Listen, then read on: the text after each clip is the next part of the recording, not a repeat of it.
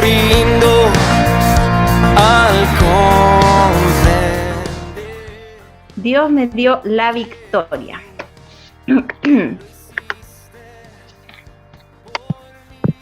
¿Sobre qué me dio la victoria Dios? Y la palabra en Efesios 6:12 dice, porque no tenemos lucha contra sangre y carne, sino contra principados, contra potestades, contra los gobernadores de las tinieblas de este siglo, contra huestes espirituales de maldad en las regiones celestes. Vivimos en una constante guerra espiritual en la que luchamos desde la victoria, con espíritus malignos o demonios. Yo recordaba, muchas veces he escuchado, ¿cierto?, en otras iglesias que dicen, no nos vamos a meter en ese tema, ni vamos a meternos con el enemigo, porque así cada uno en su lugar. Y con el concepto de que si no los molestamos, ellos no nos van a molestar a nosotros. Y muchas veces la gente piensa eso, ¿ya? Pero lamento decirles que no es así, ¿ya? Que nosotros estamos como creyentes, ¿cierto? Como hijos de Dios en una constante guerra espiritual, ¿ya? Pero la diferencia, como hijos de Dios, luchamos y batallamos desde la victoria. Y lo vamos a ir viendo un poco más adelante. El origen de los demonios. Apocalipsis del 12, el 7 al 9 dice, entonces hubo guerra en el cielo. Miguel y sus ángeles lucharon contra el dragón y sus ángeles. El dragón perdió la batalla y él y sus ángeles fueron expulsados del cielo. Este gran dragón, la serpiente antigua llamada Diablo o Satanás, el que engaña al mundo entero, fue lanzado a la tierra junto con todos sus ángeles. Entonces, ¿cierto? ¿De dónde vienen los demonios? Cuando Satanás se rebeló contra Dios, él y ángeles, ¿cierto? Que también tomaron parte de esta rebeldía, se vinieron a la tierra. Y las características que tienen estos demonios, ¿cierto? Que son, ahí en Mateo 1:23 habla acerca de que son espíritus impuros. Tienen personalidad porque tienen la capacidad de decidir, de conectarse con otros, ¿cierto? Tienen muchas cualidades que les da esta personalidad. Son malévolos, ya todo lo que hacen es para perjudicar a los demás, a las personas. Son poderosos. Vemos, ¿cierto?, en el contexto Biblia, cada vez que una persona tenía un demonio, cómo las dañaba, porque eso es lo que hacen. Cuando están dentro de la persona, lo que hacen es generar daño. Entonces, tienen poder toman el control de las personas, toman el control de la mente, aún de su cuerpo, ¿cierto?, de la voluntad, y generan daño. Y tienen el poder para hacerlo. Son diabólicos, débiles, acusadores, tentadores, mentirosos y asesinos. No existen demonios amables. Y, ¿cierto?, han sido derrotados por la obra redentora de Jesús en la cruz. Entonces, si bien estamos en una guerra espiritual, estamos en una lucha constante, nosotros tenemos la convicción y caminamos con la certeza de que Cristo ya venció las tinieblas, venció la oscuridad, ¿ya? Y no caminamos desde la derrota, sino desde la victoria. La demonización de personas, ¿cierto? En el griego es daimonizomai, que significa estar poseído por un demonio, actuar bajo el control de un demonio. Los que se hallaban así afligidos expresaban la mente y conciencia del demonio o de los demonios que moraban en ellos. Aquí en Lucas 8:28 dice, al ver a Jesús, lanzó un gran grito y postrándose a sus pies, exclamó a gran voz el demonio, ¿cierto? ¿Qué tienes conmigo, Jesús, Hijo del Dios Altísimo? Te ruego que no me atormentes. ¿Qué es lo que estaba haciendo el demonio? ¿Cierto? Se había posicionado de la persona, posicionado de la mente, de la conciencia, de la voluntad, y él estaba hablando con Jesús, no la persona, estaba hablando el demonio a través de él, ¿ya? Entonces hay una distinción en esto. Hay personas que pueden estar oprimidas, y yo creo que en algún momento todos en algunas situaciones nos hemos visto oprimidos. De repente es algo, ¿cierto? La opresión es desde fuera, ¿ya? Podemos sentir que muchas veces quizá el temor nos invade por alguna situación y, y a través del temor empezamos, ¿cierto?, a sentir invadidos, podemos sentirnos afligidos, o si puede ser, por ejemplo, en un espíritu de angustia, desde afuera estoy hablando, siendo oprimidos, ¿ya? Y podemos sentir como sensación de ¿por qué me siento así? ¿Por qué me siento angustiado? Si en realidad no tengo mayor de repente dificultad o problema, esas son opresiones, o de repente el no poder dormir, que queremos dormir y no podemos y sentimos que no tenemos descanso, muchas veces estamos siendo oprimidos, pero es algo que está desde fuera, ¿ya? Hay personas que son atormentadas, ¿ya? Y una persona atormentada es un área de su vida que está siendo invadida por un espíritu, ¿ya? Esto es como una casa. En una casa puede estar, ¿cierto? La persona, está la presencia de Dios, ya está la presencia de la casa, pero hay una habitación que está cerrada, ¿ya? Está cerrada con llave y esa área está siendo atormentada. Y eso lo podemos ver de repente en circunstancias en que una persona constantemente, ¿cierto?, puede estar cayendo, por ejemplo, en depresiones espirituales o arranques de ira, ¿ya? Cosas que ya a veces escapan de su control. Cuando hay algo y algo para analizar, ¿cierto?, en nuestra propia vida, cuando hay algo en lo que yo llego, por ejemplo, ira, y hay un descontrol, hay algo que me genera a mí, me enojo y ya hay algo que empiezo a romper las cosas, no sé, es algo que no puedo controlar, ahí hay un área que está siendo demonizada. Ya no es que el demonio esté poseído, que lo vamos a ver más adelante, pero hay un área de mi vida que está ahí demonizada. Entonces, ¿qué pasa? Que hay dominio legal del enemigo en esa área.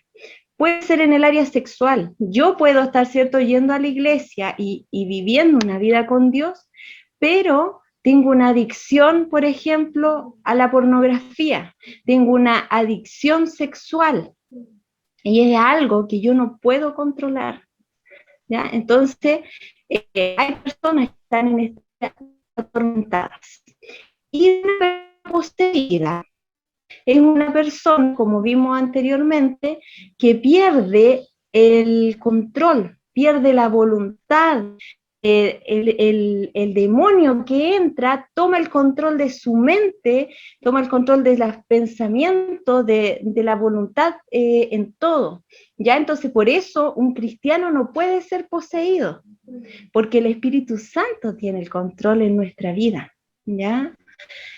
Si uno piensa, es cierto, bueno, hay muchas películas y en realidad en la vida real, yo no sé si han visto, pero cuando hay una persona que está poseída, cambia su rostro, cambia su voz, empieza a hablar y puede hablarnos cuando nosotros estamos haciendo liberación de cosas de cosas de mi vida, ¿ya? Entonces son manifestaciones, pueden tener una fuerza sobrenatural, porque tienen poder. Ya yo me acordaba de una vez que fueron de una iglesia donde yo iba, fueron los hombres de la iglesia a orar por una niña en una casa, y la niña tenía 12 años, y era así, estaba muy flaquita ella. Y ya no hallaban qué hacer los papás y pidieron a la iglesia que fueran a orar. Eran 10 hombres y entre los 10 estaban sujetando a la niña mientras le hacían liberación, porque era una fuerza impresionante la que esta chica tenía, porque era el demonio que estaba dentro de ella. Entonces, y ella ya no tenía control, no había control de su cuerpo. Ya, entonces, pero un cristiano, ¿cierto? No puede ser poseído, sí oprimido y sí atormentado. Los que no creen en maldiciones generacionales, generalmente, yo lo he escuchado mucho, se basan en Juan 8:36, el cual habla de que Jesús nos hizo completamente libres. Entonces, ¿qué dicen? Que es como Dios, ¿cierto? Aceptamos a Cristo en nuestra vida y y Jesús nos hizo libre y pagó el precio. Entonces, no creen en los procesos, no creen, ¿cierto?, en la sanidad interior, no creen en la liberación, porque ya del momento que aceptaron a Jesús, que se bautizaron, ya todo quedó atrás. Entonces, eso sería lo óptimo. Y yo creo que en algunas personas puede que haya sido así, pero en la mayoría de nosotros es un proceso, ¿ya? Entonces dice aquí, Jesús nos vino a libertar, ¿cierto?, de la esclavitud del pecado, y puede ser que en algunas personas viene y trae liberación y restauración completa en sus vidas, pero en otros casos, como en la mayoría de nosotros, ha sido un proceso de sanidad y restauración. Y estos procesos que Dios hace no es que no es algo que nosotros podamos forzar. Lo hemos hablado mucho en este tiempo con Patti en los talleres, porque de repente a la gente le entra esta ansiedad de querer que Dios haga ya todo en la vida, ya es como, y obviamente uno ya quiere ser libre completamente o quiere ya apresurar todos los pasos para estar listo, pero Dios tiene tiempo para cada situación que estamos viviendo, para cada proceso, y Él lo va haciendo a su tiempo, ¿ya? Pero en la mayoría es un proceso. Muchas de nuestras heridas o quebrantos provienen de nuestra infancia, y muchas de las adicciones o pecados que nos han dominado han sido heredados de nuestros padres. Las maldiciones generacionales son juicios transmitidos a individuos a causa de los pecados de sus padres. Estas maldiciones traen consecuencias de esclavitud, dolor, aflicción, deshonra y vergüenza.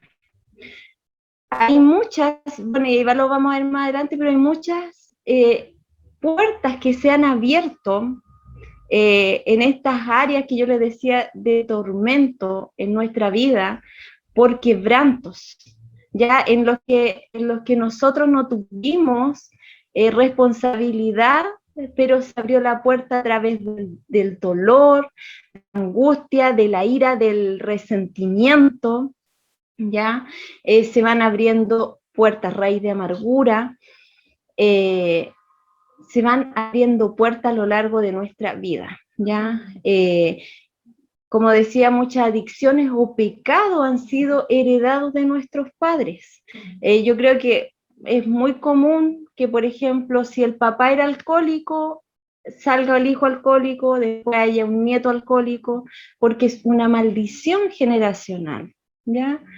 Podemos verlo de repente, no sé, pues yo me acuerdo, mi abuelita quedó embarazada antes de casarse, mi mamá y todos mis tíos tuvieron hijos antes de casarse, y luego la generación de nosotros fue lo mismo, ¿ya? Y ahí uno ve una maldición generacional.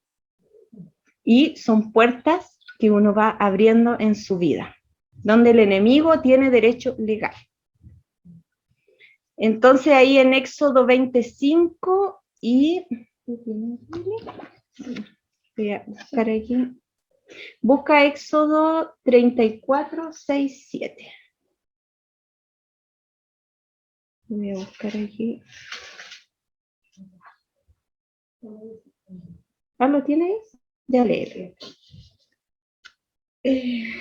Éxodo 34, 6, 7 dice, pasando delante de él proclamó, el Señor, Dios clemente y compasivo, lento para la ira y grande en amor y fidelidad, que mantiene su amor hasta 1000 generaciones después y que perdona la iniquidad, la rebelión y el pecado, pero que no deja sin castigo al culpable, sino que castiga la maldad de los padres en los hijos y en los nietos, hasta la tercera y la cuarta generación.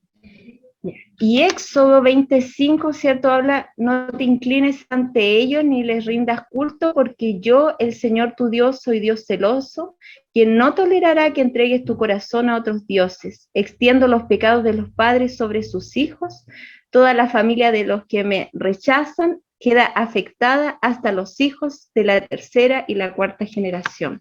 Uno puede ver, ¿cierto?, cómo muchas maldiciones van siendo traspasadas. Pero en esta victoria que Dios nos ha dado por medio, ¿cierto?, de Jesús, podemos, y Dios nos ha dado la autoridad y el poder para cortar toda esa herencia, ¿cierto?, sobre nuestra vida y sobre nuestras generaciones. También podemos ser influenciados por nuestros propios pecados, ¿cierto? Vimos los quebrantos, las maldiciones generacionales y también nuestros propios pecados, como por ejemplo los pecados sexuales, fornicación, adulterio, masturbación, pornografía, leer o leerse el tarot, visitar brujos, contacto con brujos brasileños, estos que operan a distancia, jugar con juegos demoníacos como la Ouija, hacer pactos con muertos, adorar santos, levantar altares en las casas, la falta de perdón, el deseo de venganza, la envidia, las adicciones y el hábito de mentir. Hay muchos más, ¿cierto? Pero todas estas cosas, nosotros, ¿cierto?, podemos ser influenciados por nuestros propios pecados. Entonces, como hijos de Dios, no ignoramos las maquinaciones del enemigo. Dios dio la victoria, sí. Como lo decía en un principio, hay iglesias y hay personas que dicen, vamos a tener al enemigo lejos y ahí el enemigo no se va a meter con nosotros. No podemos tener esa mentalidad porque estamos en una guerra espiritual. La palabra dice, no ignoramos las maquinaciones, ¿cierto?, del enemigo. ¿Para qué? Para que Satanás no se aproveche de nosotros. ¿Ya? Pues ya conocemos sus maquinaciones malignas. Así lo dice 2 de Corintios 2:11. El enemigo siempre va a venir con engaños, con mentiras, ¿cierto? Es muy sutil y se muestra agradable a nuestros ojos. Entonces nosotros, como hijos de Dios, siempre tenemos que estar atentos. El enemigo toda la vida ha trabajado igual. ¿Ya? Y en nuestra vida siempre es repetitivo, porque si ustedes piensan, ¿cierto?, reflexionar un poco en nuestra vida, siempre viene en la misma forma, siempre viene donde aún tenemos cuentas que no tenemos completamente rendidas en nuestra vida, siempre va a venir ahí, siempre va a venir ahí. ¿Ya? Entonces tenemos que ser sabios también, estar alerta y no ignorar las maquinaciones del enemigo. ¿Ya? Y esto, para esto necesitamos, ¿cierto?, mayor intimidad con Dios. Necesitamos mayor intimidad porque esto nos va a dar mayor revelación, mayor discernimiento y nos va a mantener en alerta porque el Espíritu Santo nos alerta. El Espíritu Santo nos mantiene ahí apercibido de lo que está ocurriendo a nuestro alrededor. Nos mantiene apercibido cuando quizás de repente empiezo a sentir angustia porque, mire, por ejemplo, no sé, yo siempre sufrí de depresiones antes de conocer al Señor. Entonces, cuando uno tiene depresión, de cierta forma es agradable. Y agradable cuando uno tiene un espíritu de depresión, por ejemplo, escuchar música depresiva, porque se alimenta el espíritu de esa música y se alimenta de todo lo negativo. Entonces, es agradable a la carne.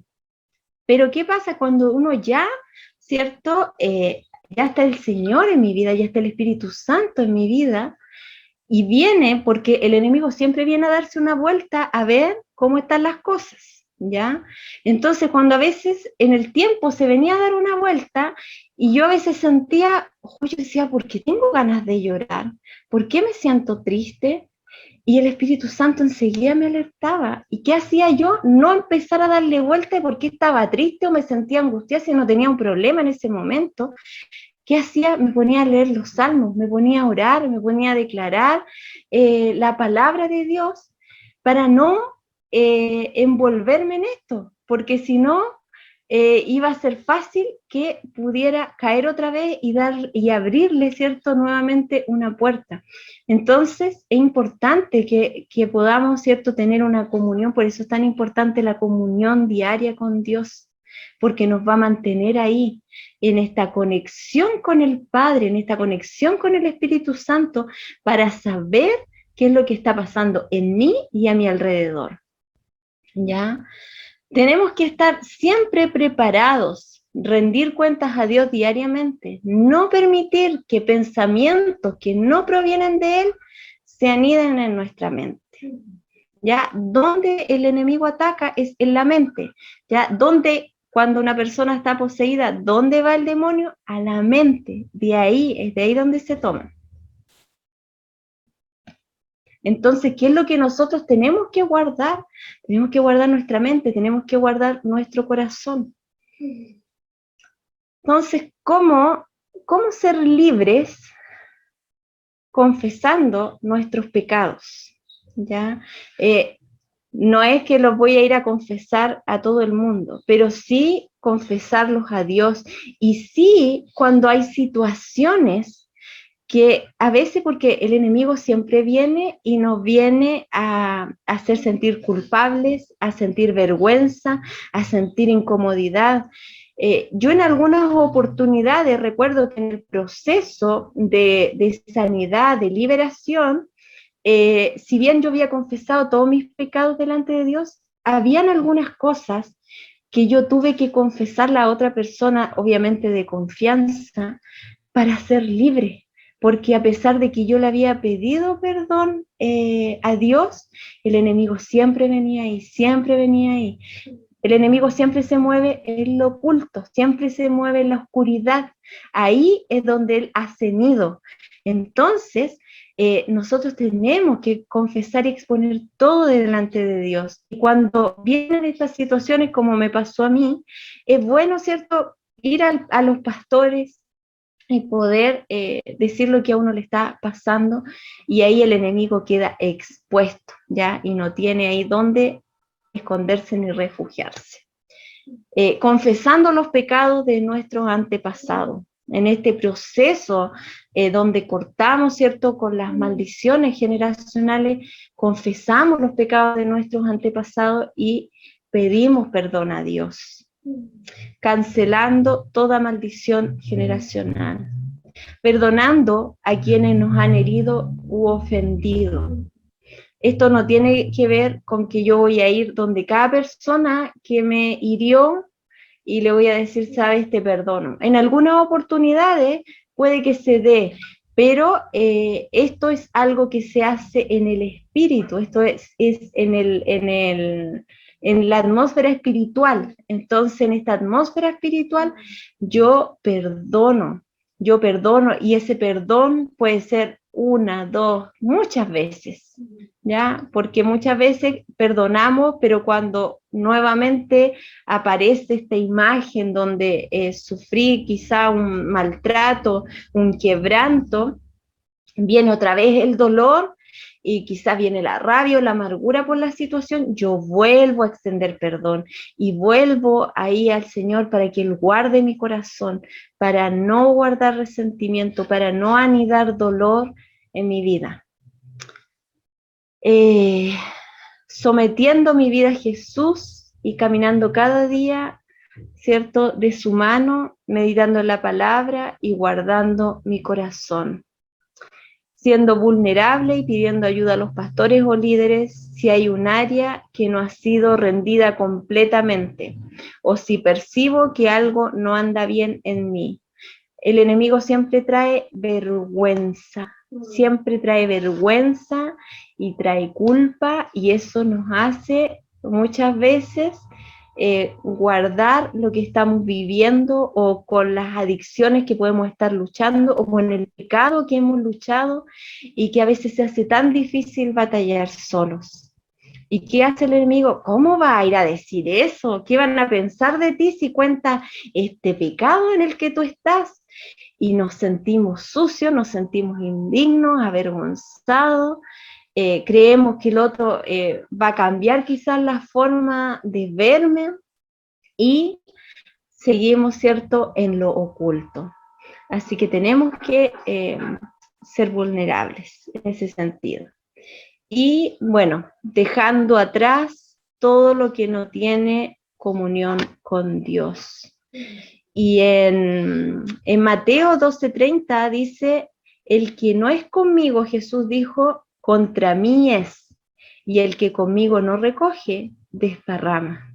Entonces aquí hay dos opciones, no hay una opción intermedia, o somos o no somos. Entonces, cuando nosotros decidimos este camino con Dios, decidimos, ¿cierto?, vivir y tomamos esta libertad, tomamos esta victoria que Dios nos ha dado, nosotros decidimos dejar atrás lo que no tiene comunión con Dios, para que el enemigo no tenga ahí parte.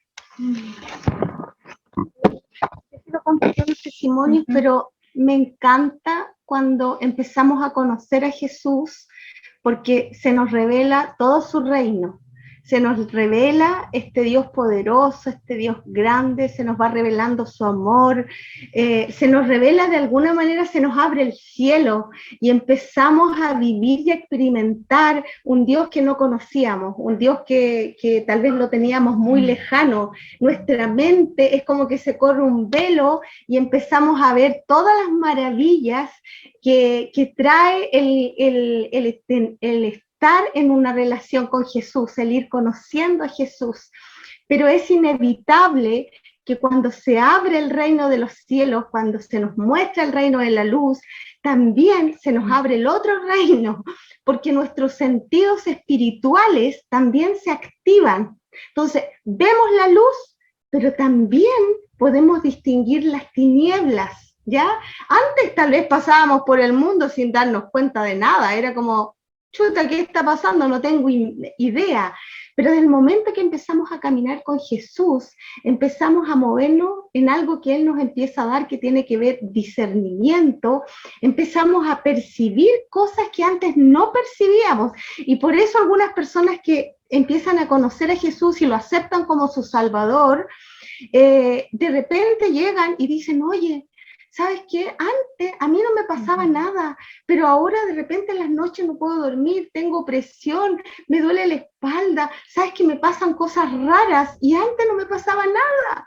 Por supuesto que no, no te pasaba nada, porque de alguna manera el reino de las tinieblas o el enemigo pensaba que era tu dueño, pero del momento que llegó Jesús y tomó posesión de tu vida y dijo perdón, y el Espíritu Santo dijo lo sello, lo marco, y te puso un sello que dice de Dios, el enemigo se enojó, ¿cierto? Pero así con tutti, y dijo, esto yo la voy a hacer de alguna manera sufrir, o lo voy a hacer sufrir porque eres amigo. Entonces comienzan en algunas veces comienzas a tener opresiones, pero es porque estás percibiendo lo que antes nunca percibías.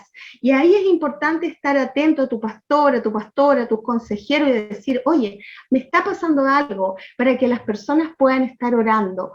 Me encanta Gálatas 5, porque es muy claro en lo que significa ser una persona espiritual, ya una persona con Dios, cómo tiene que vivir. Y dice, así les digo, vivan por el Espíritu y no seguirán los deseos de la naturaleza pecaminosa. ¿Qué pasa? Parece que el Espíritu Santo tiene poder sobre nuestra naturaleza pecaminosa, porque dice, vivan en el Espíritu, vivan por el Espíritu, porque nuestra naturaleza pecaminosa, nuestra carne, desea lo que es contrario al Espíritu, y el Espíritu desea lo que es contrario a ella. Los dos se oponen entre sí, de modo que ustedes no pueden hacer lo que quieren, como decía la Lore, decidimos, o recogemos o desparramamos de alguna manera, sino que los guía el Espíritu. Los que los guía el Espíritu no están bajo la ley, somos libres de ser guiados por el Espíritu Santo. Las obras de la naturaleza pecaminosa se conocen bien y son inmoralidad sexual, todo lo que tiene que ver con inmoralidad sexual, impureza y libertinaje, idolatría y brujería, odio, discordia, celos, sectarismos, envidia, borracheras, orgías y otras cosas parecidas. Ahora, si hay un área de estas que yo nombré, ¿cierto?, que es repetitiva en tu vida, que es un hábito, en algunos casos es un hábito y a veces es cíclico, ¿ya? Es como cada 3 meses ocurre, cada 3 meses tienes esta caída, tienes problemas con pornografía, tienes problemas con masturbación, tienes problemas con codiciar, con mirar, tienes problemas de celos constante, no es que te dio celo una vez, ya, que te pasaste algo, sino hábitos. Estamos hablando estas obras de la carne en hábitos o en ciclos, ¿ya? Entonces ahí sí puede haber una influencia, puede haber un espíritu que está dominando, que no sabemos cómo entró, porque tu historia, Dios sabe cuál es tu historia, nosotros no la conocemos, pero puede haber una influencia que necesita ser orada y echada fuera, cortada esa influencia. Ahora, cuando cortamos influencia, nos preguntamos con qué nos llenamos, cómo nos llenamos de lo bueno de Dios. Y está en Gálatas, en cambio dice, el fruto del Espíritu es amor, es alegría, es paz, paciencia, amabilidad, bondad, fidelidad, humildad y dominio propio. Con eso nos llenamos, desechamos las obras de la carne y pedimos, Espíritu Santo, trae tu fruto sobre mi vida, ya, trae tu fruto, todo lo que tú tienes, el dominio propio, trae tu paciencia, trae tu amabilidad sobre todas las áreas de mi vida, es el fruto del Espíritu que llena mi vida como cristiano. Hay una sola cosa que quiero aquí aclarar. Cuando hablamos de idolatría y pusimos altares en las casas, cualquier ídolo que tú pongas al nivel de Dios es idolatría. O cualquier persona que tú pongas al mismo nivel de Dios es idolatría. No estamos hablando, ¿cierto?, de honra, de respeto, porque a veces dice, oye, los evangélicos no respetan a los santos, no respetan a la Virgen. Sí la respetamos y sí honramos lo que esas personas hicieron, valoramos lo que ellos hicieron, pero no los adoramos, no los ponemos al mismo nivel de Dios, porque la palabra de Dios dice que el único que merece adoración es Jesús, es Dios, es el único a quien tenemos que agacharnos, ¿ya? Y honrar y adorar. Entonces, pero hay idolatrías a veces en nuestra vida, y a veces ni siquiera son santos, son hijos, son parejas, no sé, son trabajos. Entonces, cualquier idolatría que llega al nivel de Dios y a veces sobrepasa a Dios, es un pecado donde puede haber una influencia de un espíritu, ¿ya? Un solo testimonio, 2 testimonios cortos. Tuve una amiga en una iglesia que era una mujer que había aceptado a Jesucristo, muy linda persona, que tiene a Jesucristo en su corazón después de muchos años, y ella tenía el hábito, había estudiado con un gran maestro en Chile, ella había estudiado el tarot, y tenía, al parecer, mucha habilidad para leer el tarot, y como que le achuntaba mucho porque era muy buscada, ella no cobraba, pero leía el tarot, así como en niveles altos de la sociedad chilena. Y ella leía el tarot y la buscaban siempre. Y siempre era como justa lo que decía. Y aceptó a Jesucristo. Nadie le dijo, nadie le explicó que eso no debía seguir haciendo, pero ella lo encontró en la Biblia, que no había, que eso era brujería, que no había que hacerlo, y ella decidió no hacerlo más, pero no botó los naipes, y los metió, dice, como que debajo del colchón, ahí los tenía. Y ella cuenta, una mujer muy centrada, ella cuenta que una noche ella estaba orando y que literalmente toda su cama se movió. Y ella dijo, ¿qué está pasando? Hay un temblor, ¿qué está pasando? Y dice, se movía su cama. Y ella sintió en su corazón que el Espíritu Santo le dijo, ¿qué tienes debajo del colchón? Dijo, tengo las cartas del tarot. Dice que ella sacó las cartas del tarot, las tomó y las quemó. Renunció a esta habilidad, a esta capacidad que el enemigo le había dado. Las desechó, las rompió, ¿ya? Dijo, nunca más esto. Pidió perdón a Dios y nunca más ella tuvo problemas con movimientos ni nada en su casa. Yo era una persona y yo no creía que los cristianos podían tener influencias demoníacas, ¿ya? Yo creía que del momento que Jesús había llegado a mi corazón, Él había liberado toda mi vida. Y yo creo que en muchas áreas Él trajo mucha sanidad y liberación en mi vida. Pero yo tenía un problema desde niña, desde muy niña. Y era un miedo, pero un miedo a la oscuridad, un miedo intenso, pero no sé si ustedes han sentido esa sensación que no pueden dar la espalda porque sienten que tienen dos ojos pegados detrás de la espalda y que casi los siguen. Mi mamá me mandaba a buscar algo a un dormitorio y yo iba, pero es que llena de terror, y volvía como corriendo, porque apagaba la luz y volvía corriendo porque sentía que me perseguían, ¿ya? Y era un pavor a la oscuridad, un terror a estar sola, un terror en las noches por años, por años. Y decidieron orar por mí para sacar toda influencia que pudiera haber en mí. Y yo dije, ya voy a ir, pero yo sé que no tengo ninguna influencia. Pero cuando empezaron a orar por un espíritu de temor, y esto no me lo cuenta nadie porque yo lo viví, lo experimenté, ¿ya? Cuando empezaron a orar por un espíritu de temor, yo sentí literalmente que desde mi estómago, de acá del centro de mi estómago, se soltó como una pelota de fuego, así, y subió por mi estómago, subió y salió por la boca. Yo sentí, era como una pelota grande que se desprendió y salió por todo y salió por la boca. Y era un espíritu de temor. Desde ese día, yo tenía en ese tiempo 21 años, tengo 57, 57, nunca más volví a tener ese tipo de temor.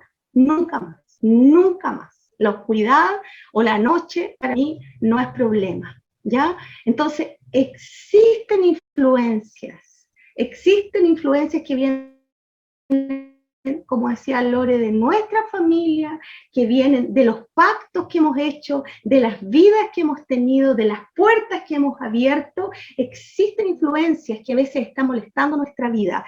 Y como dije, para poder percibirlas tiene que ser con hábitos o con tiempos que se vuelven a repetir, áreas que se vuelven a repetir, que no podemos ser libres, que prometemos una y otra vez no volver a hacerlo, pero lo volvemos a hacer y lo volvemos a repetir y nos trae dolor porque decimos, pero ¿por qué otra vez? Y es porque no podemos ser libres. Entonces ahí sí necesitamos una ayuda pastoral para que pueda administrar nuestra vida, ¿cierto? Y hacernos libres, permitir que Dios traiga la libertad que Él quiere dar. Eso es. Y finalmente vamos a terminar con Santiago 4:7, que dice, ¿cierto? Someteos pues a Dios, resistid al diablo y huirá de vosotros. Este resistir es yo me paro y resisto. Yo me paro y resisto al enemigo, resisto todas estas influencias, resisto porque estoy sometido a Dios, sometido en amor, sometido en esta dependencia a Él. Y dice la palabra que Él huirá de vosotros.